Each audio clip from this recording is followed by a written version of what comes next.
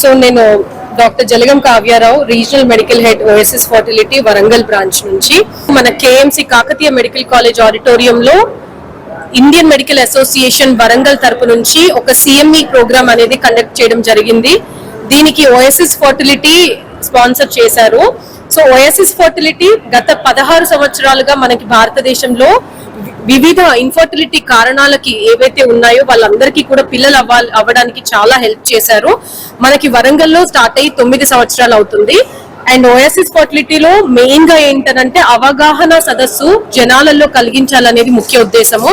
అలాగే ఇవాళ కూడా డాక్టర్స్ అందరికీ కూడా ఇన్ఫర్టిలిటీ ఇండియాలో ఎందుకు పెరుగుతుంది అండ్ ఆ పెరుగుదలకి కారణాలు ఏంటి, వాటిని ఎలా అరికట్టుకోవాలనేది మా కలీగ్స్ తోని, అంటే వేరే డిపార్ట్మెంట్ డాక్టర్స్ తోని కూడా మేమందరం చర్చించడం జరిగింది. సో చాలా మందికి ఇన్ఫర్టిలిటీ అంటే ఒట్టి ఆడవారి సమస్య అనుకుంటారు, కానీ మగవాళ్ళలో కూడా ప్రాబ్లం ఎక్కువ ఉంటుంది. పట్టణాలకి వెళ్లాల్సిన అవసరం లేకుండా మనకి అన్ని అడ్వాన్స్డ్ ఫర్టిలిటీ ట్రీట్మెంట్స్ మనకి వరంగల్లో లభించడము, ఓఎస్ఎస్ తో పాటు చాలా ఫర్టిలిటీ సెంటర్స్ ఉన్నాయి. సో నేను అందరికీ రిక్వెస్ట్ చేసేది ఏంటంటే పిల్లలు లేని బాధ నుంచి మీరు ఒకరే సఫర్ అవ్వద్దు, వచ్చి మమ్మల్ని కన్సల్ట్ అయితే మీ ప్రాబ్లం ఏంటో వివరంగా చెప్తాము.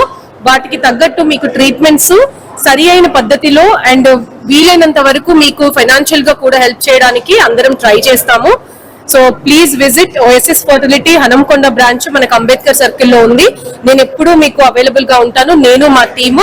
అండ్ ఈ సిఎంఈకి 200కి పైగా డాక్టర్స్ రావడం అనేది చాలా మంచి గ్రాండ్ సక్సెస్ అయింది. సో నెక్స్ట్ మనకి ఇప్పుడు ఏంటంటే ఇలాంటి సదస్సులు చాలా జరుగుతూ ఉంటాయి. అండ్ ఓఎస్ఎస్ ఫర్టిలిటీ ప్రతి సదస్సులో భాగం ఉంటుంది.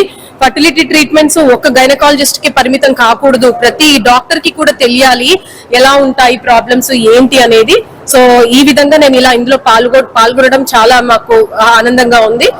ఈ ఆపర్చునిటీ ఇచ్చినందుకు ఐఎంఏ వాళ్ళకి thank you and OSS fertility కూడా థ్యాంక్ యూ. సర్వైకల్ క్యాన్సర్ అనేది దేశంలో ఇప్పుడు ఫస్ట్ 5 క్యాన్సర్స్ లో ఒకటి, గర్భాశయ ముఖద్వార క్యాన్సర్. సో దీనికి గవర్నమెంట్ తీసుకున్న మంచి ఇనిషియేటివ్ ఏంటంటే వ్యాక్సినేషన్.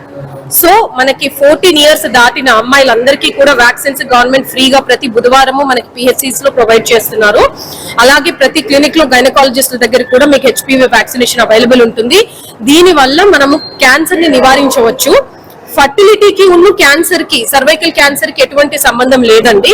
కాకపోతే ట్రీట్మెంట్స్ వచ్చిన ప్రతి ఒక్కరికి మేము ప్యాప్స్మియర్ ఎలాగూ చేస్తాము. సో క్యాన్సర్ ఉందా లేదా ముందే నిర్ధారించుకుంటాం కాబట్టి అది ఉన్నా లేకపోయినా కానివ్వండి, మనకి 14 to 45 years మధ్య ఉన్న ఫీమేల్స్ అందరూ కూడా వ్యాక్సినేషన్ తీసుకోవాలి. దీన్ని మనందరం నివారించడం అనేది మన కర్తవ్యంగా భావించాలి.